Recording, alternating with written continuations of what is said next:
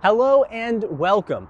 Don't ever say that we don't read your comments, because we are back today with another highly requested vehicle. This time, the Hongqi H9. Ever since this thing debuted late last year, it has been the source of fervent internet debate.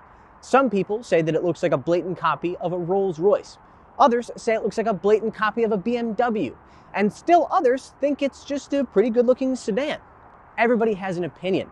But today, we're going to try and answer a much more basic question. Is it any good? Let's find out.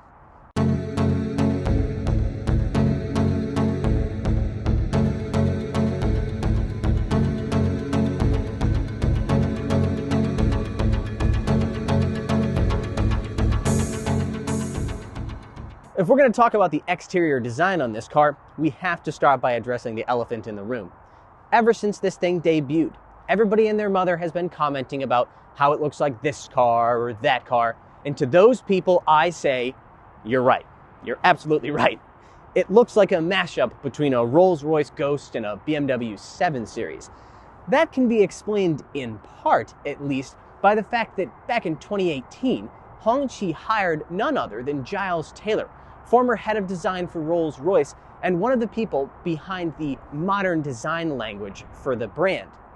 The thing is, design and development for this vehicle started in 2017, and credit for this design goes to a Chinese designer that works for Hongqi.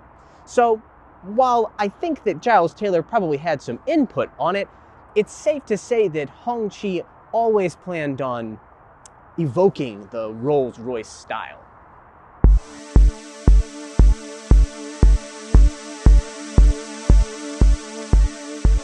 Regardless of its origin story, I have to say that I really like the look of the H9. For all of its similarities to other designs, it has some unique and interesting details. Take, for example, the beautiful chrome strip that flows down from each headlight and meets below the grille. I also love the distinctive strip of chrome and red lighting that starts in the middle of the grille and extends into the hood. Sure, it's more than a bit kitschy, but it's a fine alternative to a traditional badge.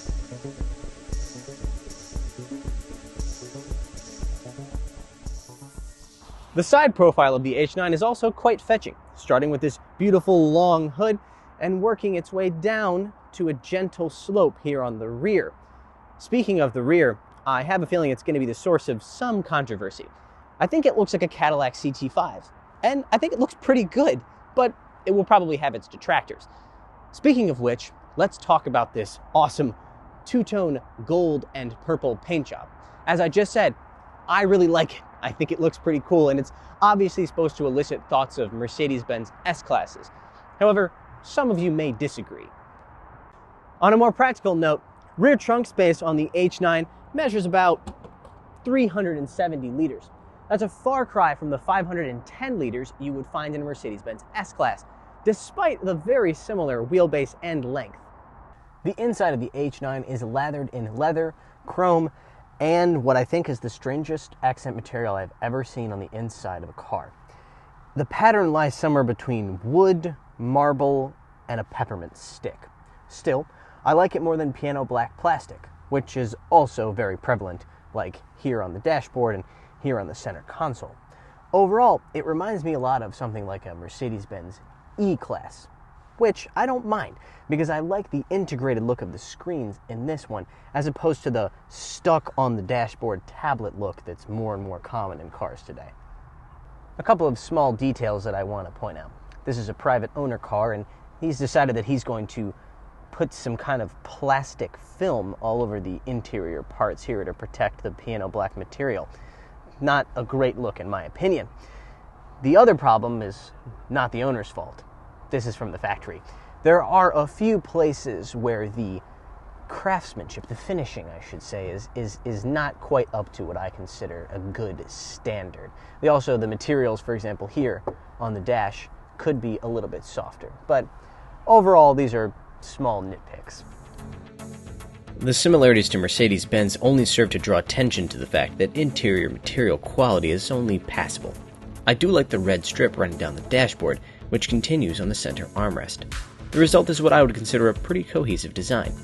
But most H9 owners will be spending more time in the back seat, theoretically at least. So let's see what that's all about. First, let's talk about what you don't get. This is a mid-spec version, which means that it lacks the refrigerator, infotainment screens in the backrests, and the massaging seats that you would get in the higher spec version.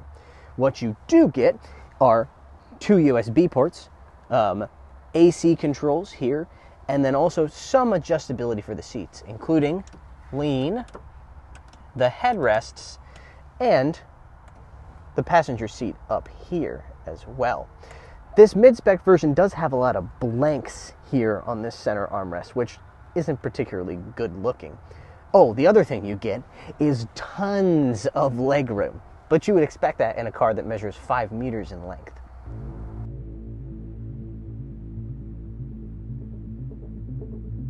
The H9 uses a rear-wheel drive platform and comes in your choice of 2 engine options, both of which operate through a 7-speed DCT. The first is a 2-liter turbocharged 4-cylinder, making 252 horsepower and 280 pound-feet of torque.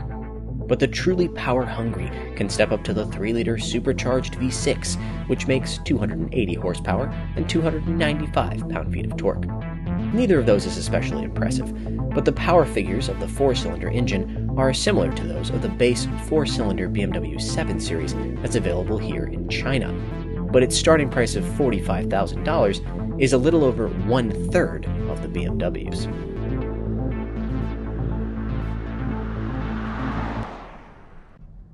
So it's a third of the price, but does that mean that it offers a third of the performance and comfort as well? Well, let's talk about performance first. The 0 to 100 km/h time in this 2-liter version is about 7.3 seconds. The 0 to 100 km/h time in the 4-cylinder 7 Series is something around 6 seconds. So a big difference, but not that big. Before you ask, I have driven the 3-liter supercharged version, the V6, and while it is noticeably quicker, it's still not a performance vehicle. I would estimate that the 0 to 100 km/h time is somewhere in the 6.5 second range. The transmission, the 7-speed DCT, very, very smooth, especially at speed. Shifts are imperceptible, almost. The only problem is when you're taking off from a dead stop. There's a considerable lag between when you put your foot down and when you start to actually move. I thought this might be the turbo engine's fault, but then I remembered that it was also present in the supercharged version that I drove earlier. So that's going to be the transmission's fault for sure. So how about comfort? Well, I gotta say, this is an incredibly comfortable vehicle. Certainly one of the most comfortable Chinese cars I've ever driven. Now, the comfort does come at a bit of a cost when it comes to performance, and we'll go back to that. I'd like to compare this to the Cadillac CT6. In reality, it's probably a better benchmark than a 7 Series or an A8 because its price here in China is almost exactly the same. So I drove a Cadillac CT6 last year, and one of the things I really liked about it was the playfulness of the chassis. Don't get me wrong, this is a huge sedan, so it's not as though it was tossable, but it certainly was more playful than this H9. Instead of the playfulness of the CT6, you have seriousness in the H9. This is a car that says to you, I'm about cruising, nothing else. Don't try and drive me like a performance car, that would be a bad idea. And it's right. There's nothing but understeer when you really push it, and the steering, no feeling at all. It's incredibly, incredibly numb. Makes it easy to maneuver, but it doesn't exactly egg you on to drive it aggressively.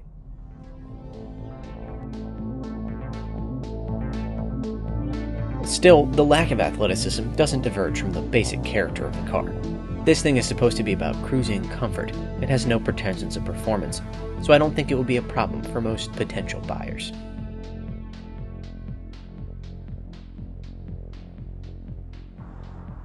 Presence is a term that I think is often misapplied to vehicles that are simply huge. To me, it refers to something that commands a certain level of attention and respect as it moves down the road. Examples include the Mercedes-Benz S-Class, Cadillacs of the 60s and 70s, and yes, pretty much anything from Rolls-Royce. Love it or hate it, the H9 has presence, and that is a feat in and of itself. Does it borrow from other brands in order to make that happen? Oh yeah, it absolutely does. and I personally would have preferred that they blazed a completely new path in terms of the design. But at the end of the day, I think it has enough unique design features and elements to stand on its own. All right, that's going to be all for today. Thanks for watching.